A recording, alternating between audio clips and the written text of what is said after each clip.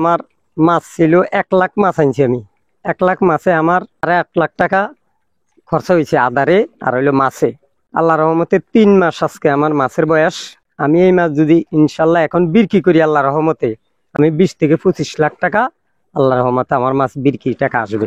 খাবার দিতে আছি আমি প্রথম দিছি কোয়ালিটি আলাগো পাউডার দিছি, নেসারি পাউডার। এর পরে দিলাম কোয়ালিটি আলাগো এই বড় দানা ছোট দানা এগুলা খাওয়াইছি। আর আমি তালুকদার খৈল, সবসময় তালুকদার খৈল ব্যবহার করছি। মৎস্য খাবার থেকে কোনো পরামর্শ হয়নি। তারপরে আমার এই কোয়ালিটির ডাক্তার দৈনিক 7টাতে 2 বার আমার এই জায়গাতে আয়া আমার মাছের সবসময় পরীক্ষা করতো, আয়াত দেখতো আমার মাছ ইনশাল্লাহ সুস্থ। কেজিতে কোনোটা আইছে 4টা, কোনোটা 3টা, কোনোটা 5টা। এখন কেজি কত চলে?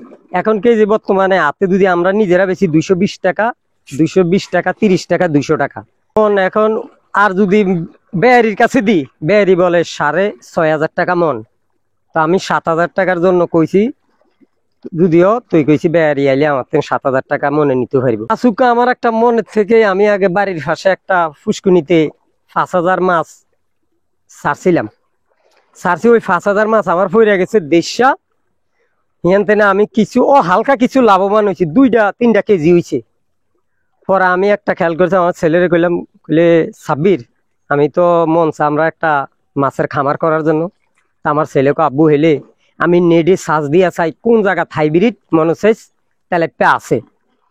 আমার ছেলে এই মোবাইলে সাজ দেয়া একদিন সকালে আমারে রাত্রে দেখছে, সকালবেলা আমার আব্বু মমিসিং এক লোকে হেসারি আছে, ওই লোকে কইছে তেলেপে আছে, ওই লোকের কাছে যামু আমরা।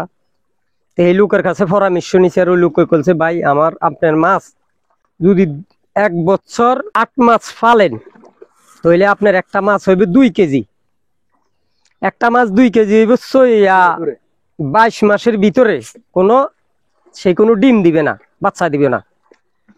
এই হিয়ান থেকে আল্লাহর হুকুম মতন আমি ওই আসে নিয়ে ইনশাল্লাহ লাভবানের দিকে আল্লাহ আমার এখনো রাখছি। এরপর আমি এই 6 কানি জমিনে খামারে মাছ ছাড়ছি ভাগে ভাগে। এই 6 কানিতে আমি লাউ দিছি 2 কানিতে। 2 কানিতে আমি লাউ বেচছি 2,40,000 টাকার, তরমুজ বেচছি 15,000 টাকার। এরপর এখন আবার করল্লা দিছি, আরো 2 কানিতে করল্লা দিছি, কুমড় দিছি, এখনো এটি আসে না।